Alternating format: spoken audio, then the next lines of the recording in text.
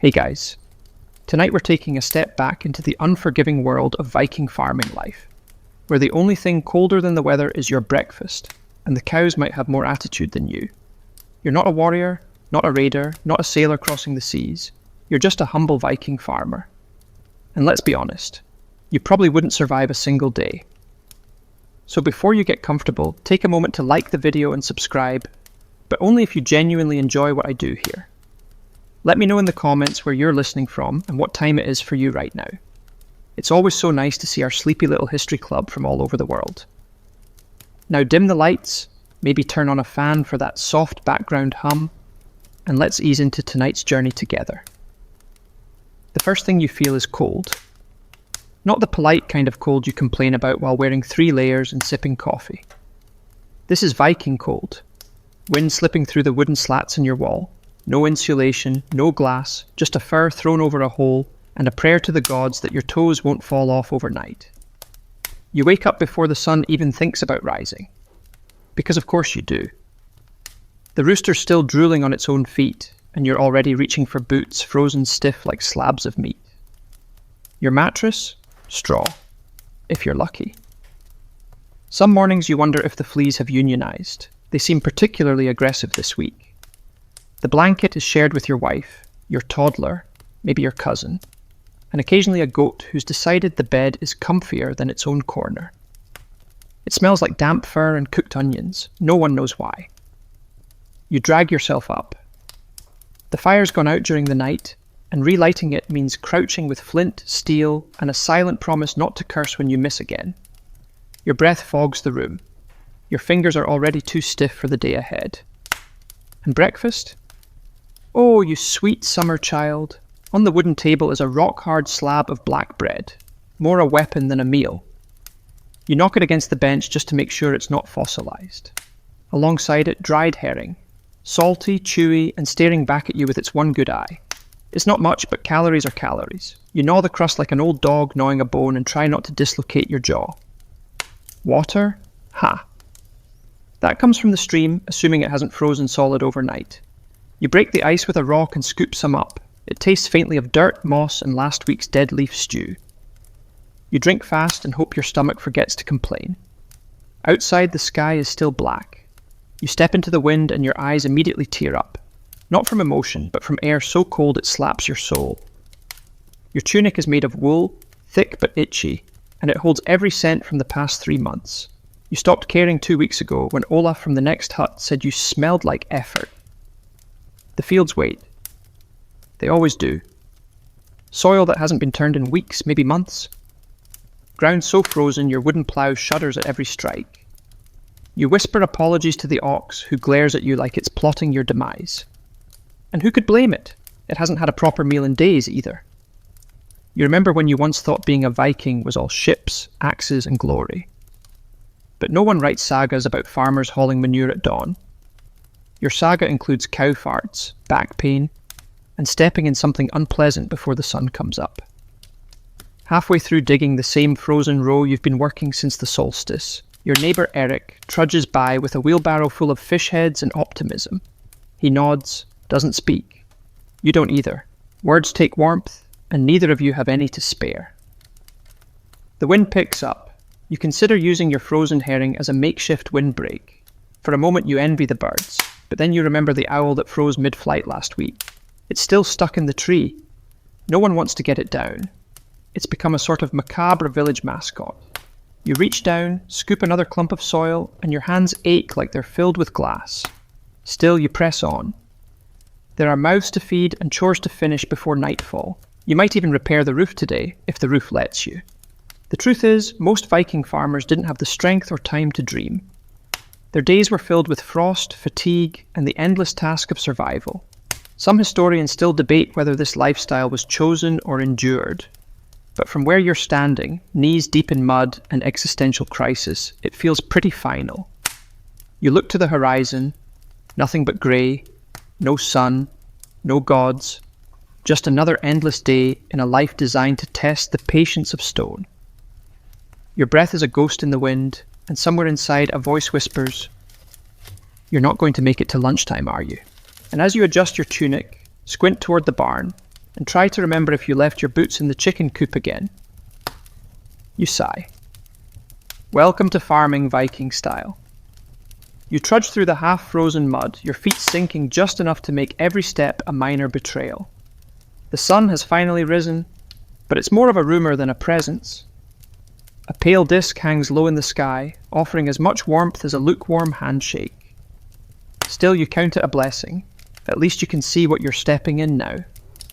Your stomach growls. That pathetic breakfast didn't last long, and the physical labour is already pulling more energy than it gave. There's no snack break, no coffee run, no friendly bakery on the corner, only the hope that your wife has something boiling in the iron pot when you return. Spoiler, it's probably more turnips, or porridge that doubles as wall plaster. You pull your cloak tighter. The wind has found new and creative ways to sneak through the seams of your clothes. It's like a Viking game show. Guess which part of you goes numb first. Currently your elbows are in the lead, but hunger doesn't care about your comfort. You head to the small storehouse near the edge of the property, a glorified shed that groans when you open the door. Inside shelves sag under the weight of salted fish, dried meat, root vegetables, and jars filled with mysterious brines that even your ancestors would side-eye.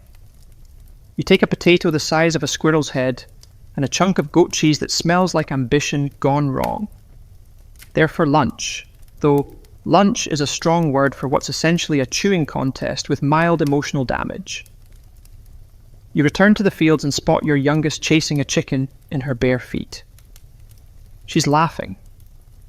You're not sure if it's out of joy or early onset frostbite. Children are tougher than you remember being, or maybe just better at pretending this is normal. Back to work. You lift a wooden rake with splinters as sharp as Viking spears and begin turning the soil. Your hands blistered weeks ago, now they've simply become part of the tool set. At some point, pain stops being a warning and becomes a weather report. Today's forecast: cold, damp, an 80% chance of existential dread. The ox grumbles again. You know the feeling. You used to grumble too, but even your vocal cords are tired these days. A rustle in the trees makes you pause. Could be a fox, or worse, a tax collector. One of them steals eggs, the other steals your will to live. Out from the brush comes Knut, the messenger boy with legs like birch twigs and a face permanently caught between a smile and a sneeze. He hands you a wax-sealed note. It's from the village elder. You tear it open with the urgency of someone hoping for good news and knowing better. Reminder: all households must contribute extra grain to the winter storehouse due to the poor harvest. You laugh, loudly, a dry barking sound that scares the ox and causes the chicken to lay an egg in protest. You have no grain, you've been rationing hard bread and chewing on dried kelp. What exactly are you supposed to contribute? Hopes? Dreams? The memory of last year's barley? Still, you know better than to disobey. The village elder may walk with a cane, but his authority is ironclad. He once exiled a man for sneezing during a prayer. A dramatic overreaction, yes, but it's become a cautionary tale for allergy season. You sigh, pocket the letter, and get back to tilling. You dig, you sweat, you forget your fingers exist. Time crawls. Then comes the sound of a horn. Not a battle horn. A soup horn. You follow the scent of something vaguely edible to the communal fire pit, where your wife is stirring a pot with the patience of a saint and the expression of someone who's lost all taste for stew. She hands you a bowl. It contains a few beans, a stray carrot, and a floating item you choose not to identify. You sit on a rock, your throne, your only seat, and sip slowly. The soup tastes like boiled possibility. It's warm at least. You look at your wife. Her cheeks are red from the wind, her hands wrapped in cloth, her eyes soft but tired. She doesn't say anything. Neither do you. You just share heat. Nearby, Eric tries to start a joke. Something about a reindeer, a drunk, and an eel. It doesn't land, but everyone chuckles anyway. It's important to pretend sometimes. You glance at the children playing tag around the goat pen. They run in wool socks with holes, their laughter cutting through the cold like firelight in a cave. One of them trips. Another helps her up. And just for a moment, just long enough to forget the blisters and the hunger and the letter in your pocket. You feel something close to peace. Of course, that's when the dog throws up in your boots. You stare at the mess. The dog looks apologetic or smug. Hard to say with Viking dogs, they all look like they've seen some things. Still, you pick up the boots. One day, perhaps, you'll have a pair that hasn't been violated by livestock. But that day is not today. As you rinse them in the stream, icy water stabbing your knuckles, you wonder if this is what fate had in store for you. Historians debate whether Viking farmers accepted their lot or dreamed of raiding and glory. You, however, mostly dream of shoes that don't smell like goat bile. You look to the sky. It's already turning grey again. Night comes fast in this land. And your day? Oh, it's only halfway done. The wind shifts, and with it comes the first scent of snow, sharp, metallic, and indifferent. You sigh as you shoulder the yoke to fetch water from the nearby stream, a pair of wooden buckets swinging at your sides. One of them leaks. It always leaks. You've patched it with everything from moss to a piece of your tunic, but it seems to take it personally. You follow the narrow muddy trail past the goat pen and the latrine. Both smell remarkably similar, and reach the stream. The water looks cold enough to kill hope. Still, you kneel and dip the buckets. The icy splash on your wrists makes you flinch, but you don't spill a drop. That's the one skill no one ever praises: surviving misery quietly. As you trudge back, the path slick with half-frozen slush, you see a figure waiting near your hut. Tall, broad, wrapped in furs dyed a deep brown. It's Bjorn, the village enforcer. He doesn't knock. Bjorn simply appears, like tax season, or a sudden backache. His beard is thick with frost, his axe slung casually across his shoulder, as if daring the world to blink. Afternoon, he grunts, which is Viking for prepare your offerings. You set down the buckets and nod. Inside, your wife already knows. She brings out a woven basket, dried mushrooms, half a wheel of cheese, a small skin of mead brewed last summer. Not much, but enough to avoid suspicion. Or worse, an inspection. Bjorn doesn't smile, but he gives a barely perceptible nod. Transaction complete. No words of thanks, of course. This isn't a culture of gratitude. It's a culture of, at least we didn't get raided today. As he turns to leave, you notice a detail. His boots are new. Thick leather, iron-studded soles, fur trim. You glance at your own, still drying by the fire, and wonder how many contributions it took to pay for his footwear. Probably yours, probably everyone's. Somewhere behind you, a chicken explodes into feathers. You don't look. Chickens are dramatic. One probably looked at the goat the wrong way again. You return to the fields and resume digging a trench meant to drain the marshy water pooling near your hut. Every swing of your shovel feels heavier than the last. Your muscles ache in a familiar pattern. Shoulders, lower back. The part of your soul that still believed in naps. You pause for a moment to stretch and notice a pair of boys walking along the tree line. They're gathering branches for firewood, their arms bundled with twigs, their faces red with cold. You remember being that age. You remember thinking adults had all the answers. And now look at you, knee-deep in muck, wondering whether your ox is judging your life choices. One of the boys shouts something about a fox sighting, and they both run off, laughter trailing behind them like breath on the wind. You smile, just barely. The truth is there's a rhythm to it all. Misery punctuated by small joys, hunger offset by fleeting laughter, exhaustion chased by a single moment of peace. You live for those. Or maybe you just live despite everything else. You wipe your brow, smear mud across your forehead, and continue digging.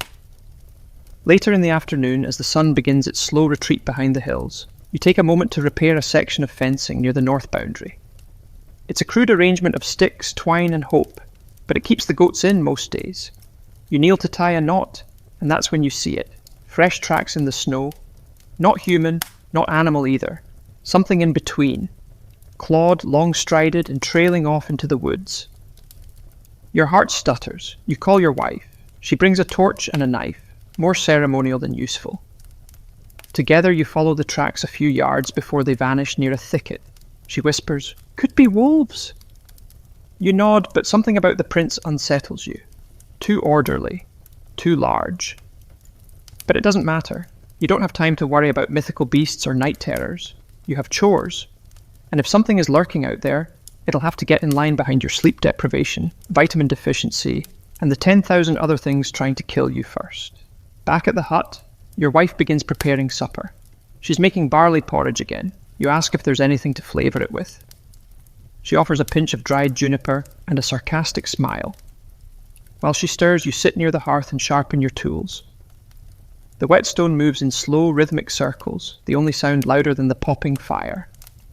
It's almost meditative, until the blade slips and nicks your thumb. Blood. Again. Just a scratch, but enough to remind you that even in stillness, this life finds ways to bite. You wrap your hand with a strip of cloth torn from your old tunic and get back to it. There's always something to do. Always. Historians still debate whether Viking communities like yours functioned with strict social hierarchies or flexible systems of kinship. You personally suspect it depends on who's writing the history and whether they've ever scraped frozen dung off a roof with a spoon. By nightfall, the village is quiet. Smoke curls from chimneys, dogs curl against doorways, and the wind finally dies down. For now. You step outside one last time. The sky is clear, stars sharp and piercing. You think of the old stories, the ones where stars are fallen warriors or the eyes of gods. You wonder if any of them ever had to trade half a cheese wheel for a tax break. As you breathe in the icy air, your lungs ache with the cold, and your body reminds you of every task you did today, and every one you didn't. Still, you're standing, still here. And that, somehow, is enough. The rooster crows before dawn, not that you needed the reminder. You've been awake since the fire died again, watching your breath rise in slow puffs toward the thatch ceiling. A rat scurries across the rafters, pausing dramatically like it owns the place. You stare at it. It stares back. In this house, nobody pays rent, just blood, sweat, and the occasional missing toe. Outside, a bleat breaks the silence. That's never a good sign. You sit up too fast, hitting your head on the slanted ceiling beam for the 4th time this week. The bump throbs, but you don't curse out loud. The baby is sleeping, and if the gods are kind, he'll stay that way until sunrise. You step into your stiff boots, now marginally drier thanks to their overnight rest near the fire pit, and push open the hut door. The cold punches you in the face. Again. You've started to think of it as an old friend with poor boundaries. The noise came from the pen, and sure enough, one of your goats is tangled in the fencing. Again. This particular goat, affectionately known as Demon, has a talent for getting into trouble and then bleating as if the world is conspiring against her. Which, to be fair, it probably is. You untangle her hooves, which of course means kneeling in frozen mud while she kicks enthusiastically. One hoof catches your cheek. You whisper something unkind under your breath and try not to take it personally. As you secure the gate, you hear your wife behind you. She's wrapped in a shawl, eyes puffy from sleep, holding your toddler like a sack of slightly angry potatoes. She says nothing, just nods toward the barn. Right. The cows. Viking cows are nothing like modern cows. These beasts have been raised on frost and fury. Yours, named Skadi after the goddess of vengeance, greets you with a low growl. She doesn't moo. She warns. You know better than to meet her gaze directly. You fetch the pail, approach sideways, and hum a lullaby as you sit beside her, hoping she finds it soothing and not insulting. Milking Skadi is like negotiating with a very large, very slow god. One false move and you'll be limping for days. The pail fills slowly, steaming in the cold. You consider drinking straight from it, but you remember last time. Let's just say there were floaties involved. Better to strain it first, and boil it, twice. Your wife sets the baby down in a basket lined with straw and joins you. She's carrying a broom and a face that says, "Don't talk to me until I've swept something." You respect that. The two of you work in silence, moving through the barn like a pair of exhausted ghosts. You check on the chickens, down 2 eggs and 1 hen who's taken up residence in the rafters. Your wife sprinkles grain. The baby gurgles. For a moment it's almost peaceful. Then comes the yelling. It's your neighbour Astrid. She's marching toward your barn like a thundercloud in wool socks. Behind her trails her husband Thorvald, who looks like he'd rather be anywhere else, including Helheim. She doesn't wait for pleasantries. Your sheep, she snaps, ate half my turnip patch again. You blink. Are you sure they were my sheep? They were wearing your bells, she says, as if that's irrefutable proof in the court of Viking law. You glance at your wife. She shrugs. You both know the sheep have been escaping. They follow holes in the fence like it's their religion. You apologise. Offer a portion of your dried fish stash as compensation. Astrid glares but takes it. Thorvald offers you a silent thumbs up behind her back. After they leave, you sit on a hay bale and exhale. Viking neighbour disputes are rarely solved so peacefully. Last spring a man lost 3 fingers over a stolen goose. The goose ironically survived and now limps with an air of superiority. You look at your wife. She's laughing, actually laughing. At least it wasn't about the axe again, she says. You grin. That was last month when your son borrowed Astrid's ceremonial axe and used it to chop firewood. He still insists the axe chopped better than yours. You suspect he's right. The chores continue. You muck out the stalls, a glamorous task that involves more shovel than dignity. Each pile of manure feels like a personal message from your livestock. You're welcome. You consider writing back, but sarcasm is lost on goats. Later, as you feed the pigs, one of them looks at you with something like recognition. You realise you've been talking to it for 10 minutes. You pause. The pig blinks. You blink. You both agree not to mention this again. Some historians argue that Viking farms were organised with surprising efficiency, that every member of the household, even children, had defined roles. You, however, suspect the truth was closer to everyone did everything, all the time, and hoped nothing caught fire. You return to the hut. Just as your eldest son drags in a deer hide, he helped scrape clean. He's proud, grinning with hands covered in gore. Your wife claps him on the shoulder and says, "We'll hang it by the smoke vent. Maybe this one won't get stolen by birds." You begin prepping the evening meal, which is ambitious considering you're working with onions, barley, and a questionable dried sausage. You slice carefully. The last time you cut yourself, your neighbour tried to treat it with fermented goose feathers. It did not help. Dinner is quiet. The family gathers on the floor, bowls in laps, steam rising in the candlelight. You all eat like you haven't seen food in days, because honestly, some days you haven't. You catch your wife's eye and raise a brow. She smiles. Despite everything, there's warmth here. You lean back, your spine popping in protest. And just as your eyelids start to droop, a thud echoes outside. You freeze. Everyone does. Another thud. Probably a tree branch. Probably. Or maybe it's the sheep again. Or worse. Astrid. The thud returns, louder this time, followed by the unmistakable creak of wood shifting under weight. You rise slowly, hand reaching for the axe by the door, not the nice one, the one with the cracked handle and a slight bend near the edge. The just-in-case axe. It's never a good thing when you reach for this axe. Your wife sets her bowl down gently. The baby is already awake, wide-eyed, sensing something in the air. You gesture for everyone to stay inside as you step out into the night.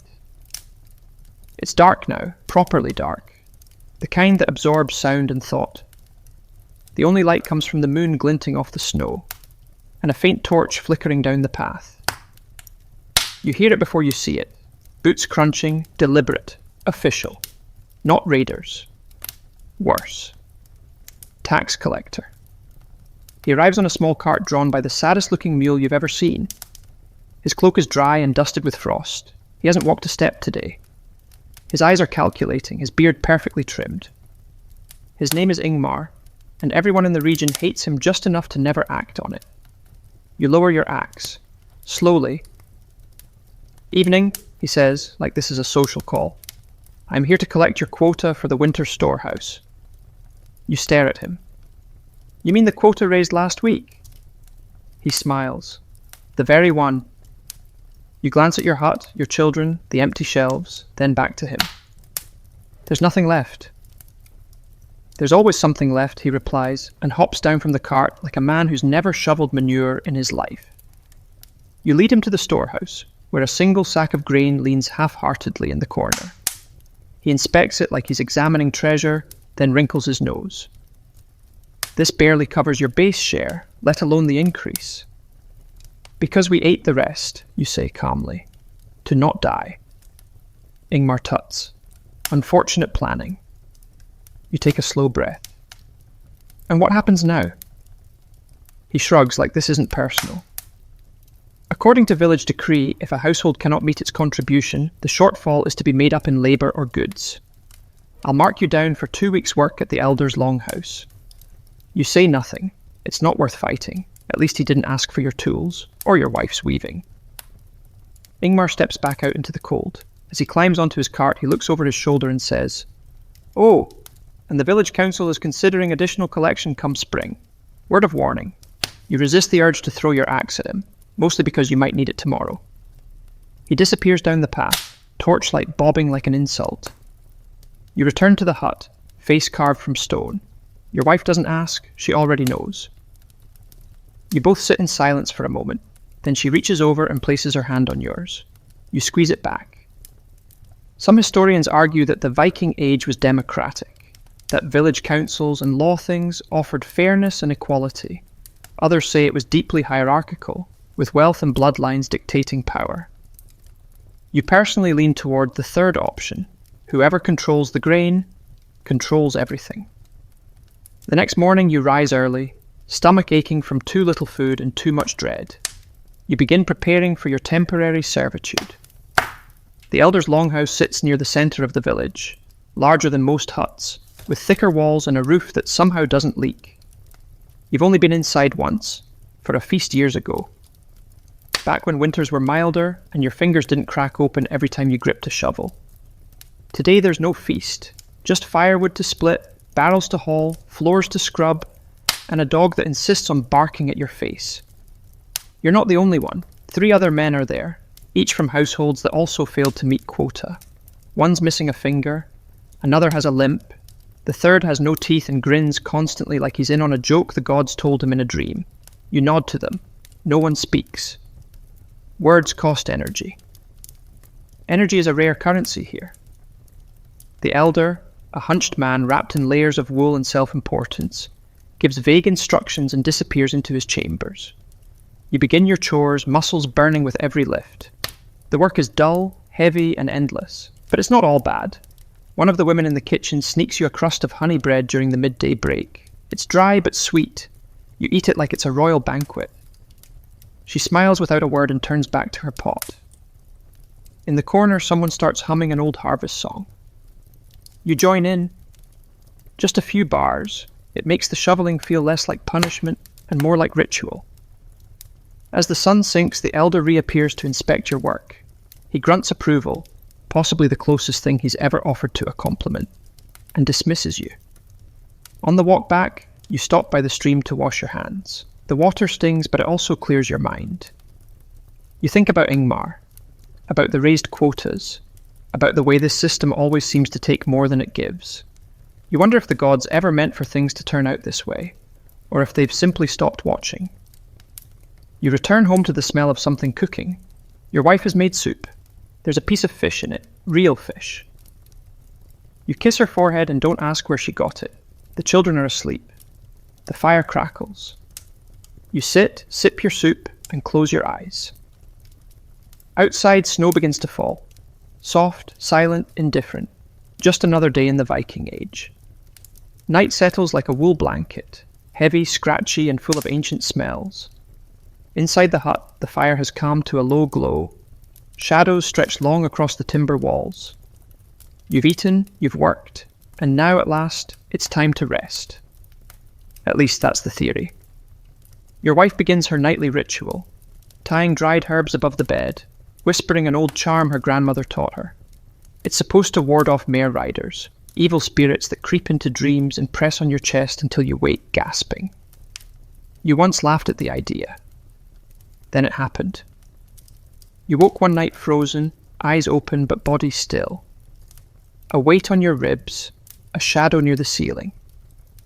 No one else stirred. Since then, you don't laugh. So now every night you nod along and help her hang the lavender and mugwort, crushed with ash. Some say it's nonsense, some say it's tradition. Most just say nothing and hang the herbs anyway. Your children are bundled near the hearth, stacked like firewood in their furs. The baby stirs, mumbling something that sounds like a curse and a prayer mashed together. You know the feeling. You lie down beside your wife on the straw bed, your back stiff from the day's labour. The animal skins above you shift slightly in the breeze sneaking through the wall. You pull your cloak tighter.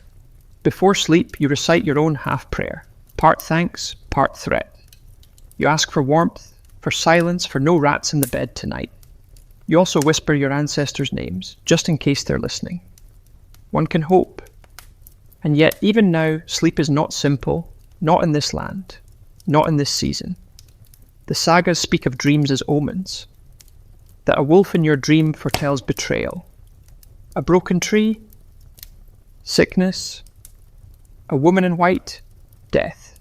Last week your neighbour dreamt of a crow perched on his chest. 2 days later, his roof collapsed in a storm. Coincidence, perhaps, but no one in the village has looked a crow in the eye since. You dream too, strange things, of distant shores, bright colours, fire that doesn't burn. You once told your wife about the one where you had 3 heads and argued with yourself for hours. She said that wasn't a dream, that was marriage.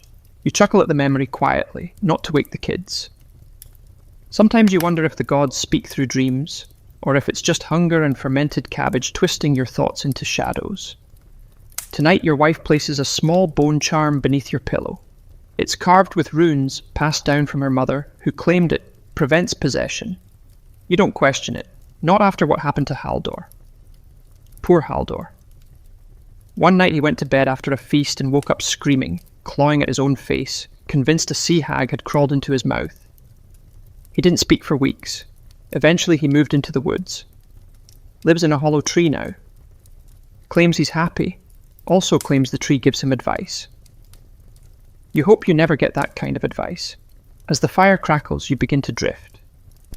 Then a whisper. Just wind? Or something more? Your eyes flick open. Nothing.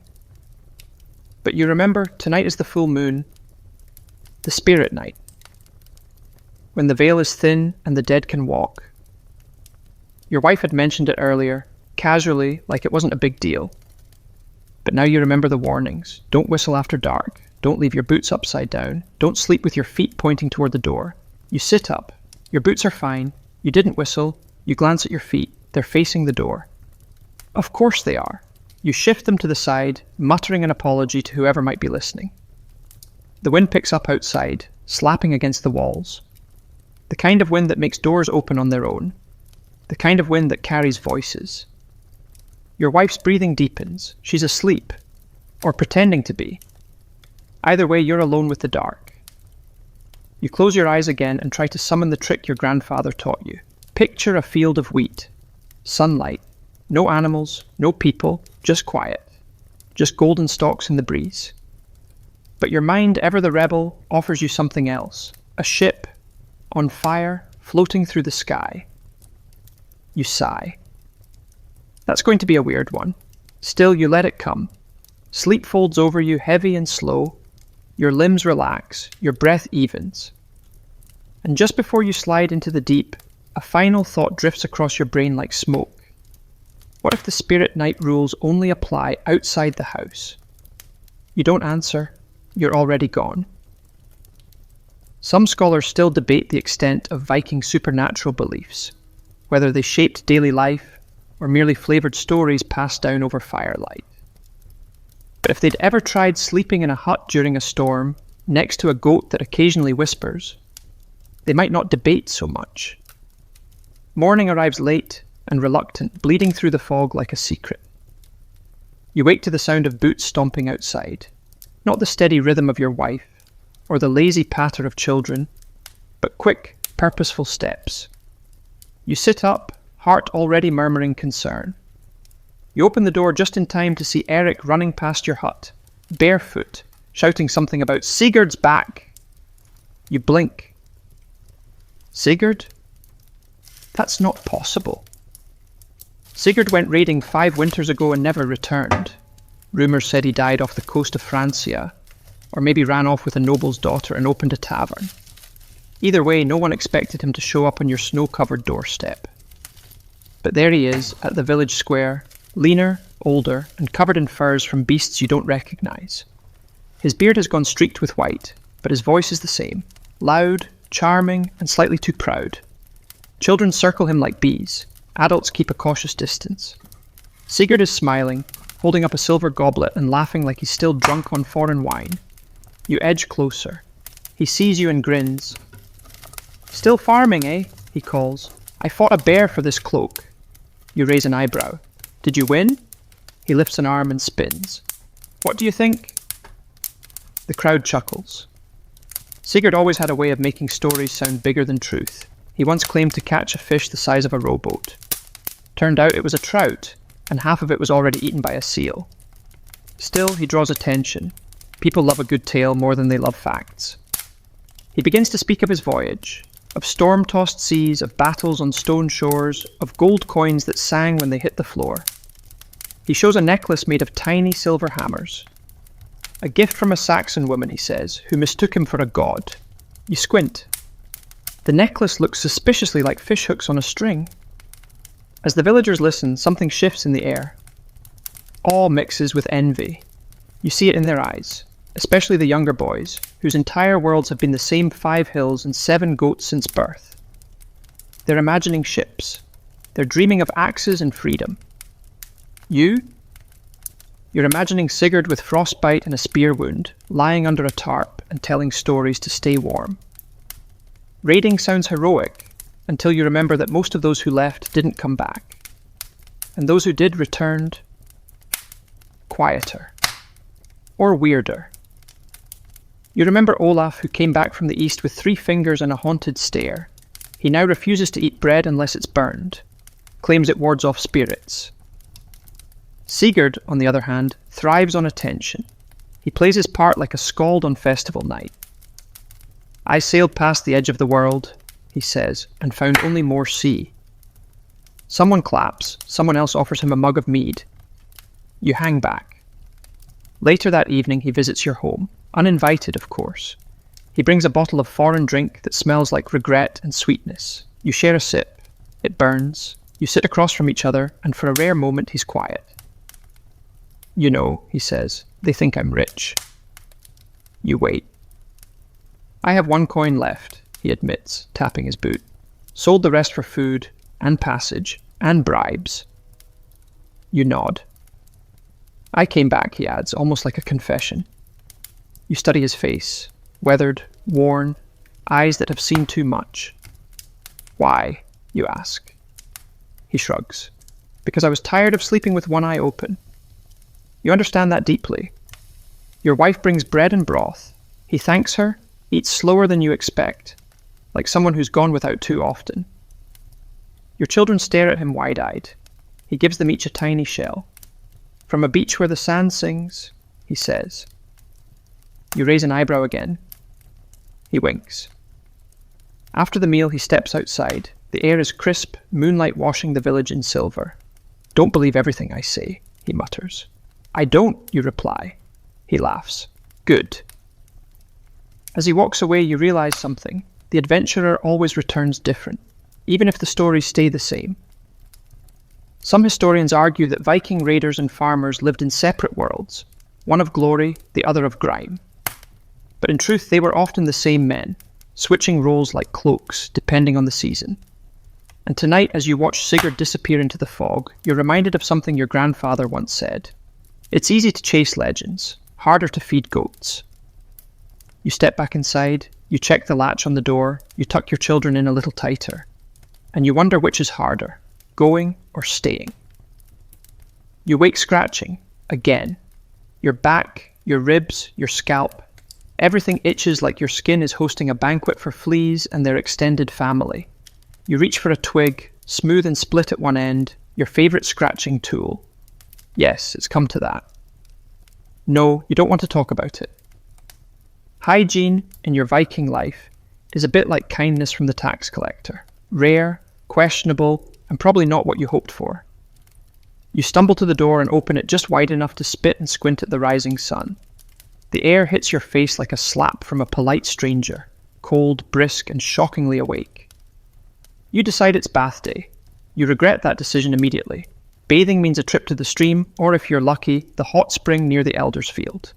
Of course, hot is optimistic. It's more like slightly above freezing if the wind isn't judgmental today. You gather your supplies, a sliver of soap made from animal fat and ashes, a worn cloth, and something that might be a comb if you squint hard enough. You trudge to the spring. On the way you pass Freya, who's hanging laundry on a line that sways like a drunk sailor. She nods. You nod back. It's the Viking version of small talk. The spring steams gently. A miracle. You strip quickly because the longer you wait, the colder you feel. The moment your toes hit the water, your brain briefly forgets how to function. You gasp, flail, and then sink in up to your ribs with a sound that's somewhere between agony and enlightenment. The soap doesn't lather. Of course it doesn't. It just smears around like sadness on your skin. You scrub anyway, mostly for the illusion of progress. A few leaves float by. You pretend they're flower petals. You pretend a lot of things. After the bath, you dry yourself with what feels like a rug someone once used to clean a goat. But it's clean-ish, and your skin is only slightly chafed. Back at home, your wife is plucking lice from your son's hair while he eats a turnip like it owes him money. She holds up a wriggling offender and squints at it. Still alive, she mutters, and drops it in the fire. It sizzles with satisfying drama. You remember your mother used to comb your hair with a bone pick dipped in vinegar? You'd scream, she'd hum. It was bonding. Later, a neighbour stops by asking if you have any goose fat. Her husband has a cough and the healer's prescribed goose fat rubbed on the chest, followed by chanting and vigorous foot tapping. No one knows if it works. No one questions the healer. She once cured a toothache by hitting someone in the head, hard enough that he forgot about the tooth. You check your stores. No goose fat, but you offer some old bear grease. She takes it. It'll do. A few hours later, you visit the healer yourself. You've had a strange ache in your knee ever since you slipped in goat dung last week. She examines you with narrowed eyes, then slaps your thigh. Cursed wind, she declares. You nod solemnly. She prescribes chewing willow bark and tying an onion to your leg overnight. You thank her. It's not about belief, it's about hope, and maybe a little theatre. Historians still argue how much Viking medicine was based on actual herbal knowledge versus pure superstition. But as you limp home with an onion tucked under your belt, you think, why not both? Back at the hut, your wife is boiling water for washing clothes. Not that you have many. Your tunic is more patch than fabric at this point. She uses ash soap, a paddle, and every ounce of arm strength she possesses. You offer to help. She laughs and hands you the baby instead. The baby promptly sneezes in your eye. You decide you preferred the lice. Before supper, you brush your teeth with a chewed birch twig and rinse with mint water. It's not pleasant. It's not effective. But it's what people do. And truth be told, when you smell slightly less like wet sheep, people smile at you more. After the meal, stew again, but now with bonus parsnip. You help your daughter pull a splinter from her foot. She's brave, barely flinches. You clean it with mead and wrap it in a cloth. She thanks you by wiping her nose on your sleeve. You tuck her in beside her brothers, then return to your own corner. Your wife hands you a comb. You raise an eyebrow. You missed a flea, she says. You let her comb through your hair, slow and gentle. She hums a song from her childhood. You don't recognize it, but it fits. The fire crackles, someone snores, a mouse scampers across the floor. You're clean. Ish. You've survived another day. Definitely. Probably. It's easy to romanticize the Viking Age in hindsight, braids, furs, and horned helmets, which, by the way, were never a thing. But the reality? More dirt, more discomfort, and a daily dance with disease that never quite left the room. The village is alive early today. Too early. You hear the clang of iron, the creak of carts, and a rising hum of voices. Something's happening. Something with stakes. You pull on your boots, which are now only mildly soggy, step outside and instantly spot the crowd forming near the gathering post. A tall wooden pole wrapped in old banners and new complaints. At the centre, Hrold the Tanner, red-faced and furious, waving a broken barrel hoop in one hand and a chicken in the other. The chicken looks just as confused as everyone else. You shuffle closer, curious. The elders are standing near the front, brows furrowed in their usual configuration, suspicion, constipation, or both. Apparently someone's accused Hrold of hiding extra salt barrels from the communal store. Salt, in these parts, is treasure. It dries meat, heals wounds, preserves nearly everything except family harmony. Hrold denies everything, loudly, passionately, repeatedly. In Viking society there are no lawyers, just louder voices and social memory. If you once stole a spoon in 842, people will still whisper about it during every harvest festival until Ragnarok. Eventually the council calls for mediation. A thing. Not a thing. The thing. The village thing is part trial, part debate, part community gossip fest. It's held in the open, with all adult freemen allowed to speak. Women attend too, though usually from the back. Unless you're Astrid, who once out-argued a blacksmith and a priest simultaneously. She's already pacing like a wolf at the edge of the circle. The process begins. Elders speak first, followed by anyone who has direct experience or good gossip. There's no jury, no robes, just peers trying to decide if someone's a thief or simply very organised. You're called as a witness. Not because you saw anything, but because you once helped Hrold lift a barrel 3 winters ago and are therefore considered an expert on his storage habits. You approach, hands tucked into your tunic, face blank. Everyone watches. You clear your throat. I once saw him stack 6 barrels so perfectly, a squirrel used it as a ladder. Murmurs, one nod. But did any of them contain salt? Someone asks. You shrug. One smelled like pickles, that's all I got. You step back. Some historians claim Viking law was deeply fair and democratic. Others suggest it mostly favoured the loudest farmer and whoever brought the best bribe. You've seen both. After 2 hours of back and forth, a verdict is reached. Hrold is probably not guilty, but also probably annoying. He's fined 1 goat and told to stop hoarding. He storms off, chicken still under one arm, shouting about injustice and mildew. With the drama done, the villagers drift apart. Small clumps form again. People chatting about winter prep, livestock woes, or that one time Sigurd got caught kissing a sheep. He insists it was a misunderstanding. You sit near the fire pit, watching the hierarchy at work. At the top, the Elder Council, chosen by age, influence, and a talent for speaking without saying anything. Below them, landholders like you, small but stable. Below that, labourers, wanderers, and the old woman who sells charms that only sometimes catch fire. And then there's the thralls, the enslaved. Quiet, efficient, everywhere. Their faces blank, their backs bent. You try not to look too long, it makes your stomach twist. You know it could have been you, or still could be, 1 bad winter from now. You remember what the elder once said, freedom is just a debt unpaid. Still, even among free men, status shifts daily. Astrid, despite her temper, is respected for her wool work and her ability to skin a deer in under 10 minutes. Eric gains status by marrying into a family with 2 boats and 1 sense of humour. You're somewhere in the middle, trusted enough to hold a bucket, not enough to hold an opinion. At least no one's throwing things at you. Today. You notice children reenacting the trial with sticks and a turnip. One of them sentences the other to 3 hours in the goat pen. You nod in approval. That's lenient. Back at your hut, your wife is weaving. She hums a tune that's older than the hills. You sit beside her, slowly cleaning your tools. She asks about the trial. You summarise in 5 words. Chicken, barrel, goat. Everyone yelled. She chuckles. That evening a feast is held, sort of. A neighbour slaughtered a sheep and decided to share. There's roasted meat, thick bread, and a lot of cheering over nothing in particular. Someone juggles eggs, someone else drops one in the fire. It smells confusing. The healer offers you a drink. You accept. It tastes like fermented pine needles and regret. You ask what's in it. She says, "Don't ask." The village might not be equal, but in moments like this, chewing charred mutton, wrapped in furs, surrounded by laughter, it almost feels like it is. Almost. You watch the stars come out. A boy beside you insists that one of them is Loki's eye, watching for mischief. You tell him it's probably just a comet. He gasps. "What's a comet?"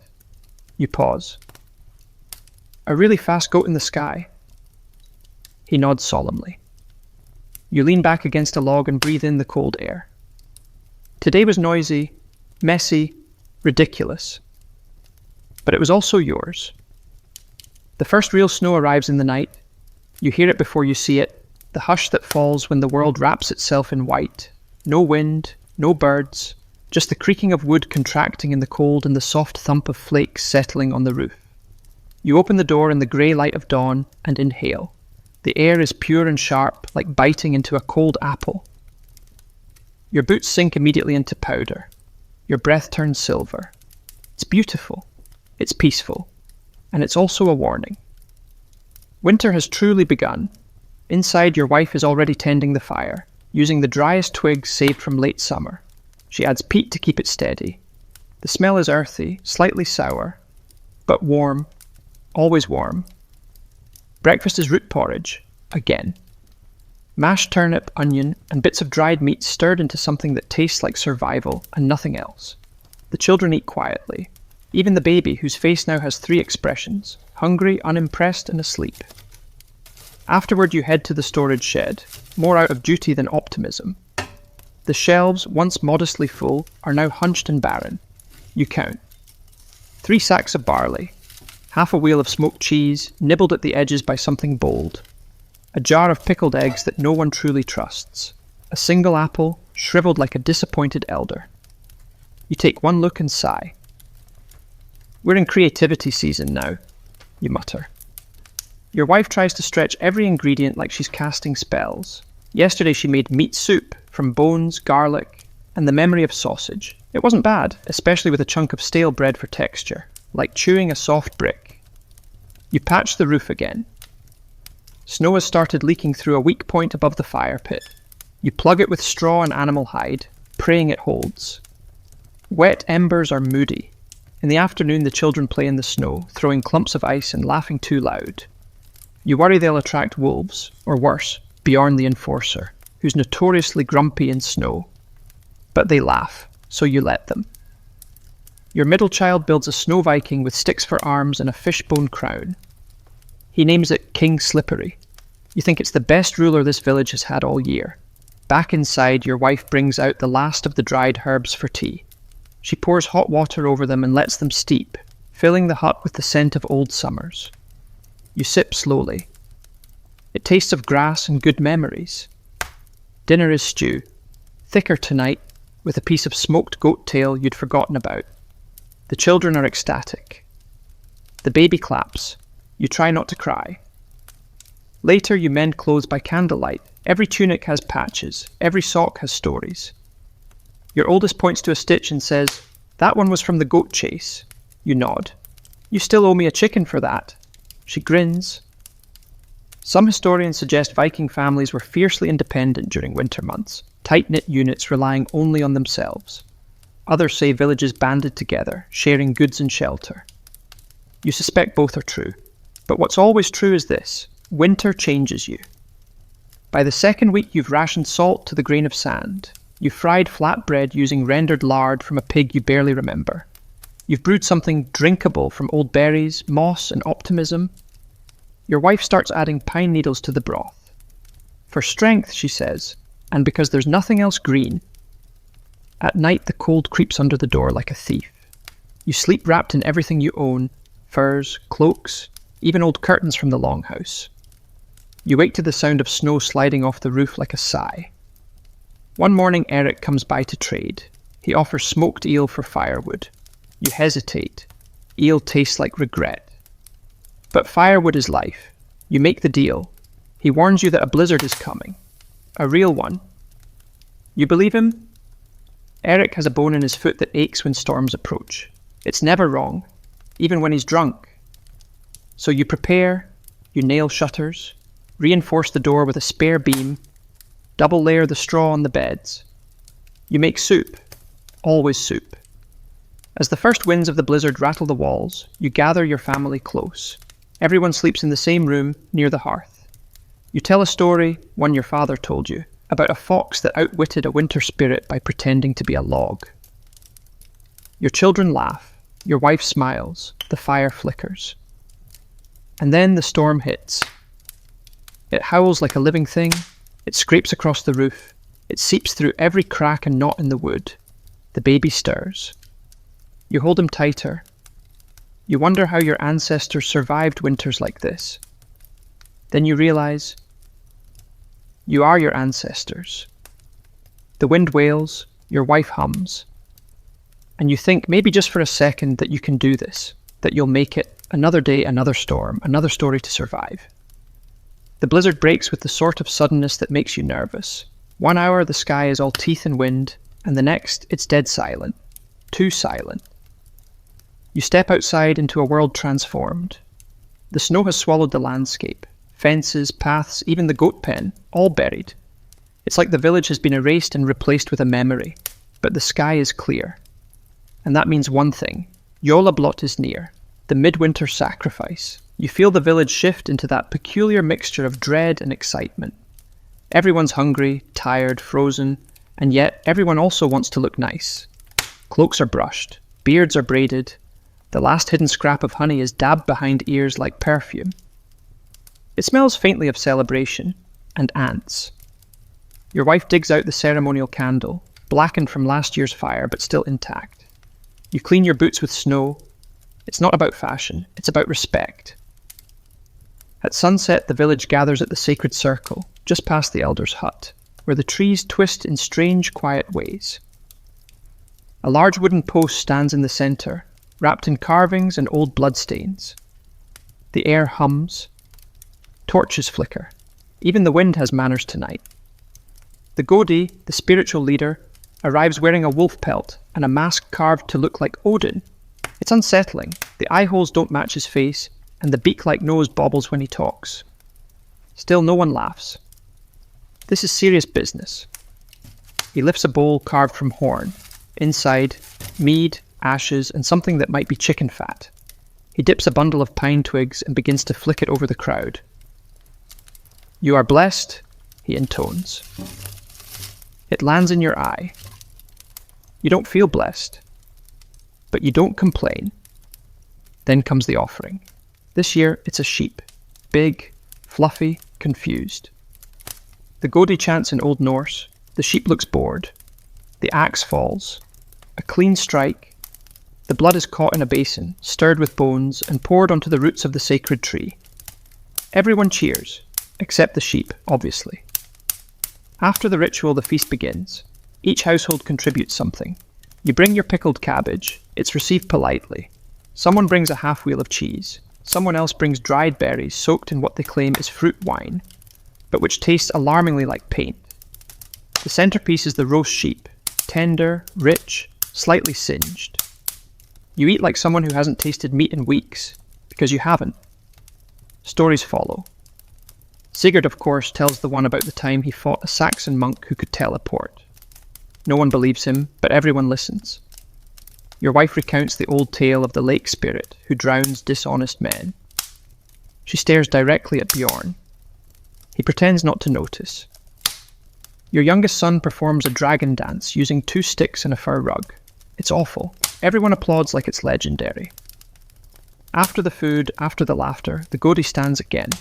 This time, he speaks of omens. He holds up the sheep's liver. Everyone leans in. It is lumpy, he declares. The crowd murmurs. Lumpy means uncertain weather, or marital trouble, or extra mushrooms. Interpretations vary. The oldest woman in the village, blind but loud, shouts, "Means twins!" Someone gasps. You quietly take your wife's hand and whisper, "Absolutely not." She squeezes your fingers, hard. The fire burns high now, shadows dancing across fur-lined shoulders and snow-crusted boots. Someone starts singing, an old hymn, low and slow. Others join in. You hum along, the words fuzzy but the feeling sharp. For a moment the cold disappears, the gods are near. Or maybe it's just the mead. Some historians argue the blots were purely symbolic, political tools to unify the tribe. Others insist they were deeply mystical, moments where the veil thinned and the divine stepped close. You don't argue, you just watch the flames flicker, and wonder if the gods are watching back. At the end, each family takes home a splinter from the firewood used in the ritual. It's meant to protect the hearth. Yours goes in your pouch, next to the iron nail and the scrap of your father's cloak. Back home, your children fall asleep fast, bellies full, cheeks pink. Your wife hangs the splinter near the door. You lie beside her, eyes heavy. Outside, the snow glows beneath the moon, and somewhere, distant but certain, a wolf howls. You smile. You made it through the darkest night. The thaw hasn't come yet, but the ice has started to creak. You hear it in the mornings, tiny snaps underfoot, the whisper of melting along the edge of your roof, and the distant gurgle of a stream daring to break through its frozen prison. It's not much, but it's enough for people to start talking again. About farming, about planting, about land. Which is how the trouble starts. Your neighbour to the west, Thormod, is a large man with a small field and an even smaller sense of humour. For years he's insisted that your southern fence line cuts into his property by at least a dozen feet. You've insisted that, if anything, he owes you for the bent posts and the time his goat broke your compost bin by standing on it to get a better view. But now, with planting season ahead and resources tight, he's brought it up again, loudly, publicly, and with witnesses. It begins, as these things always do, at the well. He leans on the stone edge, bucket in hand, and declares, "Come planting, I'll need that land back. It was my grandfather's." You sigh. Your grandfather once claimed the stream flowed uphill. Forgive me if I don't accept him as a land surveyor. He narrows his eyes. Then let the thing decide. And there it is. You can't refuse a legal summons to the village council. That would make you seem weak. Or worse, guilty. By mid-morning the thing is called, again. This time held in the clearing near the old standing stone where disputes involving land and livestock are traditionally handled, and where at least 3 sword fights have occurred in the past 20 years. Only 2 ended in blood. The other ended in marriage. That's a different story. The crowd gathers. The elder sighs like a man who regrets leadership. Thormod presents his case with dramatic flair. Your fence crossed the old boundary line, his crops suffered, and his goat, sweet, innocent Ingrid, was emotionally distressed. You try not to roll your eyes or laugh. You in turn present your defence. The original markers were washed away in the flood 2 winters ago. You rebuilt based on memory and muscle, and Ingrid has been known to eat her own bedding, so emotional damage seems unlikely. Witnesses are called, mostly old men with bad knees and foggy recollections. One swears the boundary once reached that rock shaped like a duck. Another claims the land in question was once used for a berry patch, but can't remember whose. Eventually the elder rubs his temples and says, "This is stupid, you're both wrong, move the fence to the middle, share the land." You glance at Thormod. He scowls, but nods. You nod too. The crowd claps like peace has been declared between 2 warring kingdoms. Astrid hands you both a loaf of bread. "Break it and be friends," she commands. You break it. It's stale, but symbolic. Some historians praise the Viking legal system for its flexibility and focus on compensation over punishment. Others point out that most laws were enforced by whoever had the biggest axe and the fewest regrets. You're just glad no one bled today. Later that evening, you and Thormod drink together. Because of course you do. That's how things work here. Fight at dawn, share fermented turnip juice by dusk. He tells a story about the time he chased a deer into the fjord and swam after it halfway to the gods. You raise an eyebrow. "And then what?" He shrugs. "The deer swam better." You laugh, harder than you expected. You realise over the next hour that you don't hate Thormod. You just hate being cold, hungry, and overworked while someone's goat eats your firewood. He's not much different. Back home, your wife asks how it went. "We compromised," you say. She nods. "So, you lost half your argument?" "Exactly." She pats your shoulder. "That's how you know it was fair." Before bed, you adjust the new fence line with Thormod. Just a few posts, 1 log, a marker stone. It's not much. But it's enough. And as the moon rises over the field, glinting off snow that may finally start to melt, you think, maybe this spring won't be so bad. The morning begins like any other. Frost on the lintel, breath like mist, children arguing over who gets the slightly less hard piece of bread. You step outside to relieve yourself behind the goat pen, admire the stillness of the snow-covered trees, and silently curse the goat for watching you like it's judging your posture. Then something changes, not in the wind, not in the snow, but in the light. A strange grey seeps across the sky, turning the morning sun into a dull coin pressed behind clouded glass. Shadows stretch oddly. The chickens stop clucking. The goats go silent. Even the village dog, who usually barks at passing leaves, lies down and whimpers. You look up. You don't know the word for it yet, but you're staring at an eclipse. The sun slowly being devoured, a bite taken from its edge, growing, spreading, as if a wolf has risen into the sky and decided it's time for a snack. The silence spreads like a spilled secret. Your wife notices first. "Get the children inside," she says. Her voice has that old edge, half memory, half myth. You obey. Not because you believe anything terrible will happen, but because everyone around you suddenly does. In Viking belief, eclipses are not natural phenomena. They are omens, warnings, signs of Ragnarok, the end of all things. The wolf squirrel chasing the sun across the heavens has finally caught it. By the time you reach the village square, most of the settlement is gathered, huddled in cloaks, eyes squinting, mouths whispering prayers, charms, curses, anything. The Godi appears again, breathless, barefoot, holding a painted shield above his head, and chanting a rhyme so old even the trees don't remember it. "Drive the wolf back, strike the drum, let the gods know we are not yet done." People begin to drum, on barrels, on chests, on trees, anything to make noise. You pound your fist on a bench. It feels absurd, it also feels important. You join the clamour, not because you believe the sun is being eaten, but because deep down a very old, very primal part of you does. The sky darkens further. Birds dive into their nests. The flames in the hearths flicker like they're nervous. And then, just as suddenly as it began, the light starts to return. First a sliver, then more. The sun reemerges, cautious and pale. A collective gasp rises, then cheers, then tears.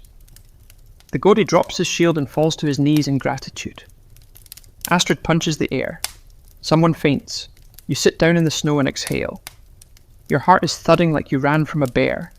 Your palms are raw. Your children stare at the sky like it's been reborn. Later that day, the stories begin.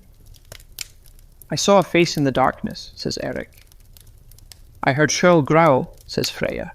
"I think the chickens laid backwards," says Thormod.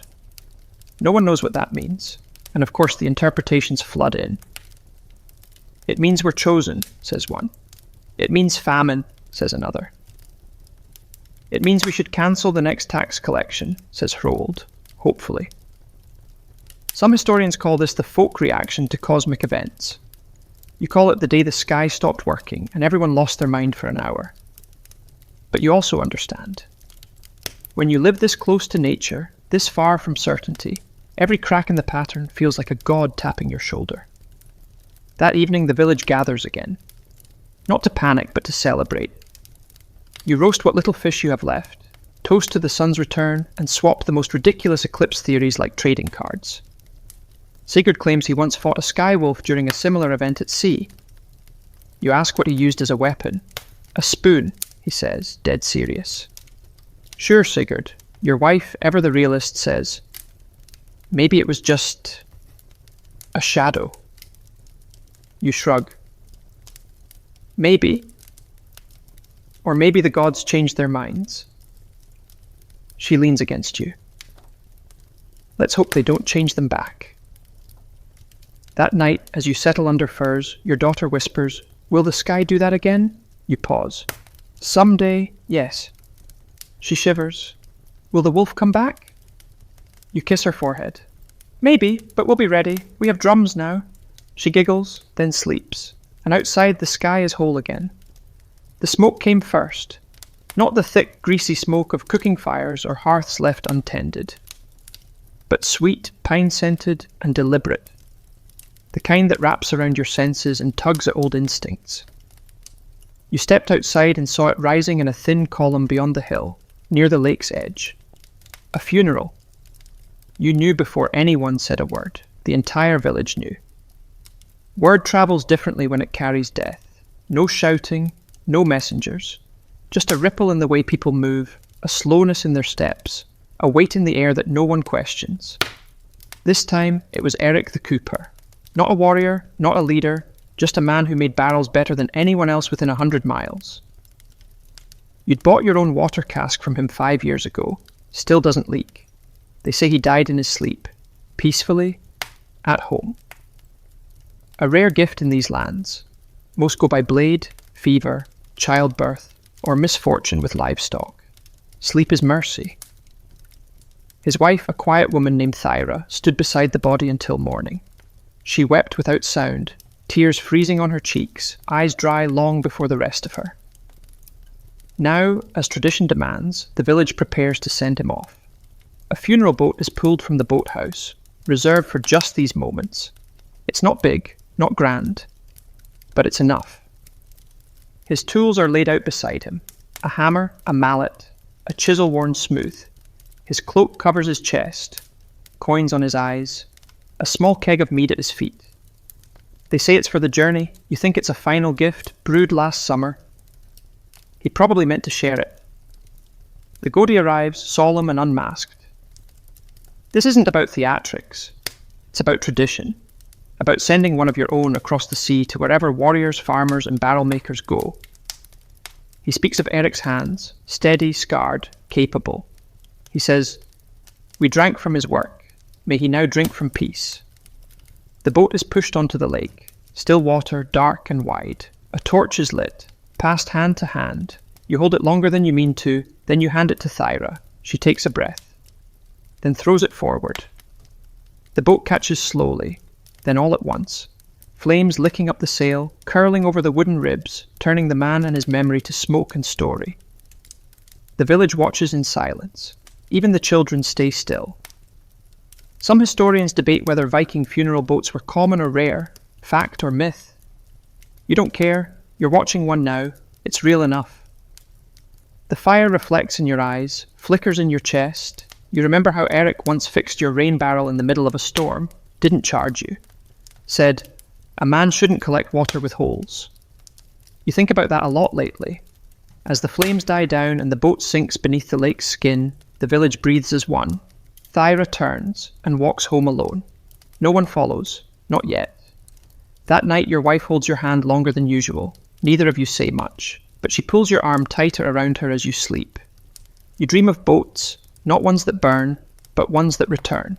It begins with a drip, soft, inconspicuous, just water sliding off the roof and hitting the packed earth with a rhythm so steady it becomes a song. Then another, and another. You don't dare believe it at first, but as you step outside, the world confirms it for you. Winter is losing. The snow is retreating in patches, revealing muddy ground beneath. The frozen lake groans as its icy armor begins to crack. The air still bites, but not with malice, more like a lingering handshake from a season that overstayed its welcome. You blink into the morning light and see the first crow of spring circling overhead. It caws once, then disappears behind the ridge. You've never been so grateful to hear something so loud and obnoxious. Inside the hut feels different too. Your wife is already boiling water, her face lit by more than just firelight. She's humming again, not the weary hum of surviving the cold, but the lighter kind. The kind that suggests she's thinking of plants, of seeds. You nod to her. No words, just a shared look.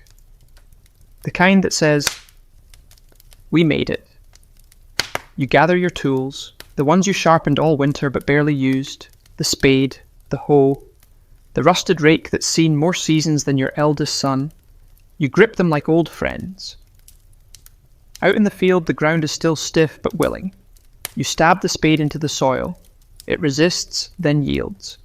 A satisfying sound follows, the dull, wet suck of earth waking up. Thormod joins you an hour later, muttering about his back and how the snow melted too fast this year. You grunt in agreement. He offers you a raw onion. You bite it like an apple. It tastes like fire and promises. The goats bleat louder now. The chickens lay more. The baby has a runny nose, but at least he's smiling. Astrid appears with her daughter, planting onion bulbs in a line so straight it makes your own row look like it was drawn by a dizzy squirrel. She gives you a smug smile. You tip your cap. In the evenings, people talk of building, of mending boats, of trading again when the fjords open. Someone swears they saw fish moving under the ice. Your children run more, fall more, come home with mud on their cheeks and joy in their shrieks. You sit one night with your wife, sharing the last of the winter mead. It's warm now, sticky and sweet. She leans her head on your shoulder and says, "Do you think next winter will be easier?" You laugh, and then you say, "Maybe, but we'll be tougher." She nods and you both stare into the fire. You think back to the first days, cold, bitter, exhausting. You remember the leaky boots, the lice, the trial over fence lines, the sky going dark, the goat that kicked you, the friend you buried. And yet, you're still here. Alive, whole, stronger. Some historians debate whether Viking farmers saw themselves as heroes or simply survivors, whether they found nobility in the struggle or just endured it out of necessity. You don't need a scholar to tell you, you know the truth. You are a farmer, a builder, a shield bearer of your bloodline. And though the fields are small and the winter's cruel, the fire in your chest burns as fiercely as any raider's torch. The gods didn't choose you to conquer. They chose you to persist. The wind is gentle now. The night is soft. You lie down with your family curled around you like roots, and for once you feel no pain in your bones. The fields are waiting. But not yet. Not tonight. Tonight you rest. The hearth hums. The snow sleeps. The earth listens, and slowly, peacefully, so do you. End of script. Sweet dreams.